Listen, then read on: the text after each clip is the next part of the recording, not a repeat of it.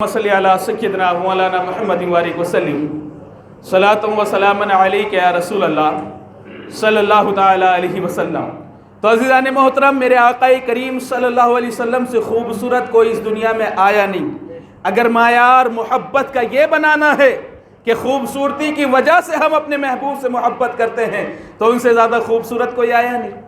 اور اگر معیار یہ بنایا ہے آپ نے کہ وہ ہمارا محبوب، جس کو ہم نے اپنا محبوب بنایا ہے، جس سے ہم پیار کرتے ہیں، وہ ہمارے کسی آڑے وقت میں کام آ جائے، ہم مصیبت میں ہو تو ہمارے مصیبت میں رہنمائی کر لے، تو میرے عزیزوں قیامت سے زیادہ مصیبت کا وقت ہم پر نہیں آ سکتا۔ اور قیامت کیا میرے عزیزوں، میرے آقا نے قیامت میں ہی رہنمائی نہیں کرنی ہماری، بلکہ وہ تو امت کے لیے راتوں کو اٹھ کے روئے ہیں۔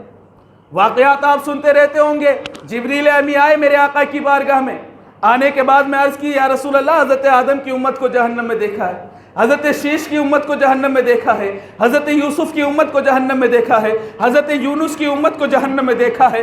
تمام نبیوں کا نام لیتے جاتے، کہتے جاتے ان کی امت کو بھی جہنم میں دیکھا، ان کی امت کو بھی جہنم میں دیکھا، لیکن آخر میں جب ہم گناہ گاروں کی باری آئی، جبریل امی خاموش ہو گئے، خاموش ہیں، آگے نہیں بولتے۔ میرے آقا نے پوچھا اے جبرائیل، خاموش کیوں ہو گئے ہو؟ کیا میری امت کو بھی جہنم میں دیکھا ہے؟ کیا میری امت بھی جہنم میں جائے گی؟ کیا میری امت بھی جہنم کا شکار ہوگی؟ جبریل خاموش ہے، آگے نہیں بولتے، کیونکہ جانتے ہیں کہ محبوب اپنی امت سے بہت محبت کرتے ہیں، بہت پیار کرتے ہیں، آقا بہت لگاؤ رکھتے ہیں اپنی امت سے۔ اگر آقا کی بارگاہ میں عرض کر دیا یا رسول اللہ آپ کی امت کو بھی جہنم میں دیکھا ہے، تو آقا بے چین و بے قرار ہو جائیں گے، اس لیے جبریل امی خاموش ہیں۔ میرے آقا نے پوچھا ہے جبریل ذرا بتاؤ کیا میری امت کو بھی جہنم میں دیکھا ہے؟ جبریل امی سے جب بار بار آقا نے اصرار کیا تو جبریل امی لرزتے ہوئے ہونٹوں سے، کپ کپتی ہوئی زبان سے عرض کرتے ہیں یا رسول اللہ ہاں آپ کی امت کو بھی جہنم میں دیکھا۔ اللہ اکبر، اتنا سننا تھا، میرے آقا کی آنکھوں سے آنسو نکلے۔ یار جو غم امت میں روئے ایسا محبوب کوئی ملے گا؟ آج تو ہم نے محبوب بنائے زمانے والوں کو جو ہمیں جانتے تک نہیں۔ آج ہم فخر سے کہتے ہیں my life idol Salman Khan, Shah Rukh Khan, معاذ اللہ رب العالمین۔ یہ آج ہمارا عالم ہو گیا ہے۔ جو لوگ ہمیں جانتے نہیں، جن سے ہمیں پہچان نہیں، ان کو لائف آئیڈیل ہم بنائے ہوئے ہیں، ان کو رول ماڈل ہم بنا رہے ہیں، ان کے طریقے پر زندگی ہم گزار رہے ہیں۔ اگر کسی ہیرو نے بال کٹوا لیے جانوروں کی طرح تو ہمارے نوجوان جانوروں کی طرح بال کٹوا رہے ہیں۔ کوئی ہیرو پینٹ پھاڑ رہا ہے تو ہمارے نوجوان پینٹ پھاڑنے کا پروفیشن نکال رہے ہیں۔ کوئی ہیرو اگر اپنی کان چھدوا کر کے آ رہا ہے تو نوجوانوں کا عالم یہ ہے کہ کانوں کو چھدوا رہے ہیں۔ مجھے حیرت ہوتی ہے کبھی کہیں ایسا نہ ہو کہ میرے عزیزوں سوچ میں پڑ جاتا ہوں کہ اگر کسی ہیرو نے ناک چھدوا لی تو یہ نوجوان اتنے دل دادا ہیں کہ ناک بھی چھدوا لیں گے اپنی۔ بتائیں کیا تعلق ہے ہمارا ایسے ہیرو سے؟ اور ان کو تو ہیرو ماننا بھی نہیں چاہیے۔ جو پیسے لے کر کے فائٹنگ کرے تو میرے عزیزوں وہ کیا ہیرو؟ ہیرو ہمارا اصل ہیرو ہے صدیق اکبر، ہمارے لائف ماڈل ہیں حضرت عثمان فاروق، حضرت عثمان غنی، حضرت عمر فاروق اعظم، کہ جن کے نام سے قیصر لرز جاتا ہے، کسریٰ کانپ جاتا ہے، اور جو سادگی کی ایک مثال بن کر کے آتے ہیں۔ سادگی یہ ہے کہ جسم پر جو کپڑے ہیں ان میں بھی پیوند لگے ہیں۔ سادگی کا عالم یہ ہے کہ اگر آرام بھی کر رہے ہیں تو صرف کچی اینٹ پر آرام کر رہے ہیں، اندازہ کریں۔ لیکن ہیبت کا، دبدبے کا عالم یہ ہے کہ کیسر لرز رہا ہے، کسریٰ لرز رہا ہے۔ تو میرے عزیزوں جن سے ہمیں تعلق نہیں، اچھا میں جو بتائے آج نوجوان فلمی ہیرو کو دل دے بیٹھا ہے اور اس کے کردار کو کاپی کرنے کا انداز آپ نے اختیار کر لیا ہے کہ ہمیں فلمی ہیرو کو کاپی کرنا ہے، اور ہم پھر اس کے بعد میں کہتے ہیں I am very important person, V I P کے یہی نا ویری امپورٹنٹ پرسن، یہی فل فارم نکلتی ہے، تو وہ کہتے ہیں نا آئی ایم ویری وی آئی پی، کہ آئی ایم ویری امپورٹنٹ پرسن۔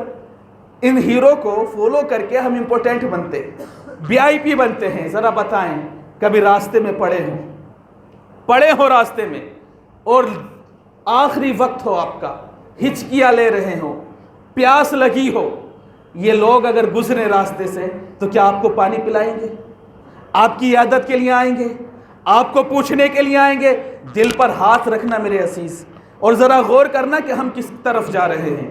یہ ہیرو جن کو ہم نے زندگی کا لائف آئیڈیل بنایا، یہ ہیرو جن کی نقش قدم پر ہم نے زندگی کو گزارا، یہ ہیرو جن کو ہم دل میں بٹھائے پڑے ہیں، اگر ہم راستے میں مر رہے ہوں، یہ اپنی مرسیڈیز سے نیچے نہیں اتریں گے، ماروتی سے نیچے نہیں اتریں گے، بائک سے نیچے نہیں اتریں گے، ہماری عادت کو نہیں آئیں گے، لیکن شرم اور حیرت آتی ہے مجھے اپنے آپ پر، ہم سب پر، کہ جن کو لائف آئیڈیل بنا لیا ہے وہ پوچھے بھی نہیں، وہ اپنی عادت کو بھی نہیں آئے، لیکن جس آقا کی زندگی کو بھول گئے، جس آقا کو اپنی زندگی میں اتارنا بھول گئے، جس آقا کے کلچر کو بھول گئے، جس آقا کے نیچر کو بھول گئے، جس آقا کے فرمان کو بھول گئے، وہ اتنا پیارا نبی ہے، رات میں اٹھتا ہے، سر سجدے میں رکھتا ہے، اور رکھنے کے بعد میں رب کی بارگاہ میں فریاد کرتا ہے، رب حبلی امتی، رب حبلی امتی، اے رب میری امت کو میرے حوالے فرما،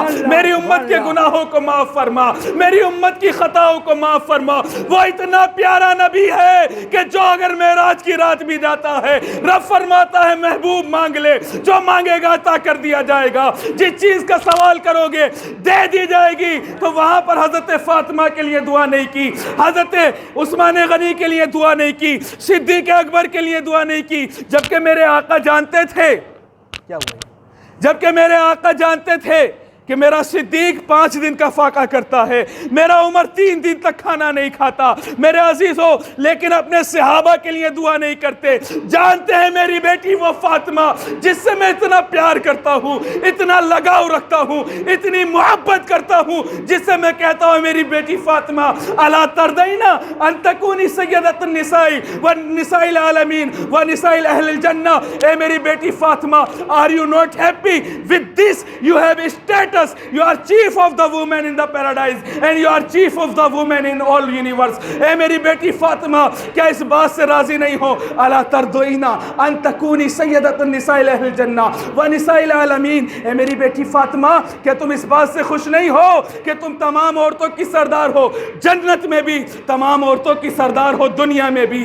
جانتے ہیں میں اپنی بیٹی سے اتنی محبت کرتا ہوں، اتنا پیار کرتا ہوں، اتنا لگاؤ رکھتا ہوں، لیکن پھر بھی جانتے ہیں کہ وہ بیٹی جس سے اتنی محبت کرنے کے بعد میں بھی وہ بیٹی مشکیزہ خود اٹھاتی ہے، ہاتھوں میں چھالے نکل آتے ہیں، میرے عزیزوں، اپنی عبادت میں مصروف ہوتی ہے، 3 دن کا فاقہ کرتی ہے، 6 دن کا فاقہ کرتی ہے، مصلی پر فاقے سے بے ہوش ہو جاتی ہے، لیکن دعا نہیں کی مولا میری فاطمہ کو مالدار کر دے، میری فاطمہ کو کنیزیں عطا کر دے، میری فاطمہ کو دولت عطا کر دے، یہ دعا نہیں کرتے۔ جب رب نے فرمایا اے محبوب مانگو، جو مانگو گے عطا کر دیا جائے گا، جو مانگو گے جس چیز کا سوال کرو گے دے دی جائے گی، تو ایک شاعر کہتا ہے، بڑا خوبصورت انداز اس نے اختیار کیا، وہ کہتا ہے شاہ نے عرض کی امت گناہ گار ہے، شاہ نے عرض کی امت گناہ گار ہے۔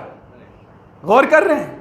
وہاں پر بھی فکر ہے، علی کی فکر نہیں، عثمان کی فکر نہیں، ابو بکر کی فکر نہیں، صدیق کی فکر، حضرت حیدر قرار کی فکر نہیں، عمر فاروق کی فکر نہیں، بلال کی فکر نہیں، کسی صحابی کی فکر نہیں، فاطمہ کی فکر نہیں، حسن کی فکر نہیں، حسین کی فکر نہیں، کہ یہ مولا یہ سب فاتح کرتے ہیں، میرے ساتھی ہیں، میرے گھر والے ہیں، ان کو مالدار کر دے، یہ نہیں۔ آج اگر ہم سے کہا جائے نا کہ مانگ لو، جو مانگو گے دے دیا جائے گا، تو سب سے پہلے تو اپنے لیے مانگیں گے۔